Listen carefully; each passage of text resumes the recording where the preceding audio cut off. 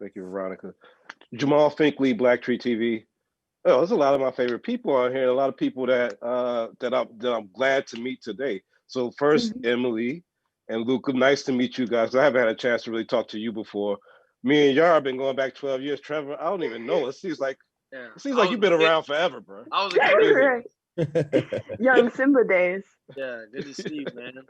Happy New Year. Good to see you too. Happy New Year to you. I gotta say, because I know that this season was shot before the pandemic, and I know from personal experience. And first, thank you, Yara, for sending that shout out to my daughter, who's just a freshman in college. Yeah, of course.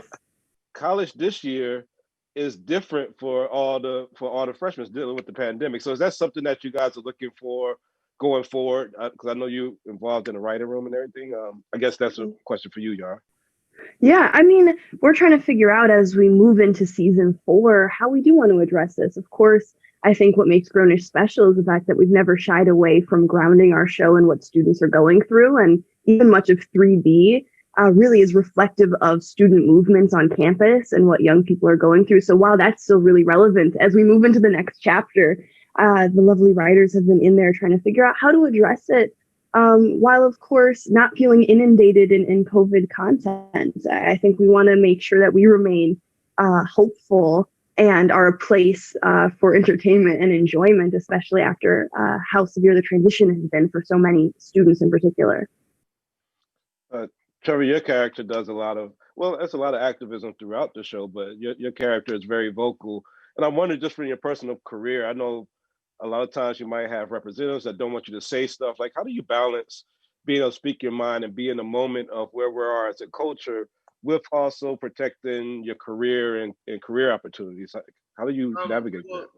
For me, to be honest, I don't think that should ever, the human comes first before the career at all times. You know, I feel like you should do whatever is right for you. It doesn't matter, you know, past that, you should just feel morally right about whatever decisions you make. So when I make decisions, I don't really think about that first. I just, do I feel right? Am I in the right headspace to say it? Do I know what I want to say? Am I still processing my feelings before I say something?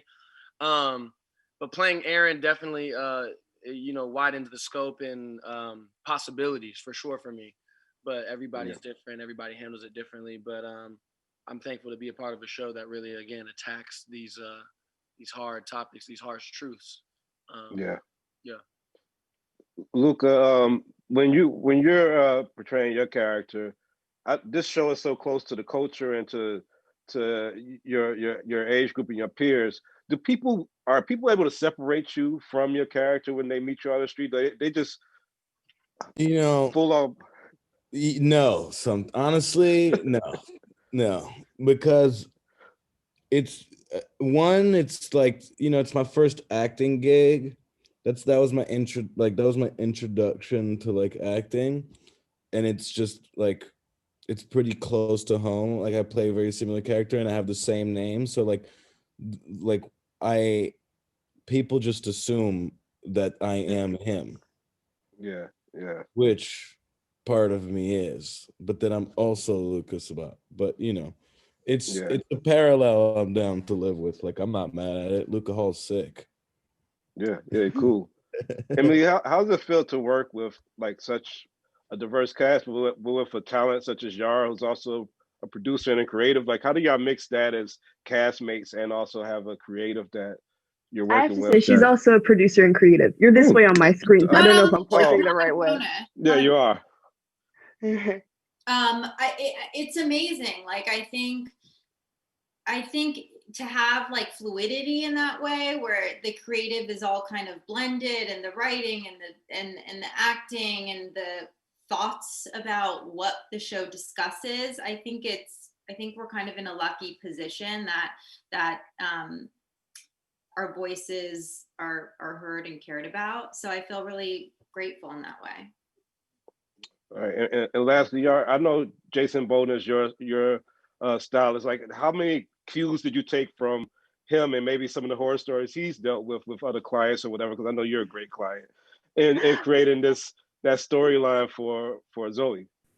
Yeah, I mean, Jason is so wonderful, and I think The way he is able to roll with the ever dynamic world that is styling is, I think, a lesson that Zoey hopes to take away, and I think hopes to enact in her own styling of two clients. So I think the worlds are inspired by both him, by Michelle Cole, and I love being able to watch this different side of Zoey because she is officially in the work world. This is no longer a hobby. Yeah. Well, I'm always glad to see you guys. I'm excited for everybody to see a new season. My kids really excited about it. They just can't wait till it comes out. They was trying to get the screen out, so I can't share yet. But y'all take care. Y'all be safe. Can't wait to see y'all on the other side of the Thank you so much. pandemic. It was nice to meet you. Happy New Good Year, to see dog. you. One love, man. Thank Tell you, us bro. to listen. What up? Bye.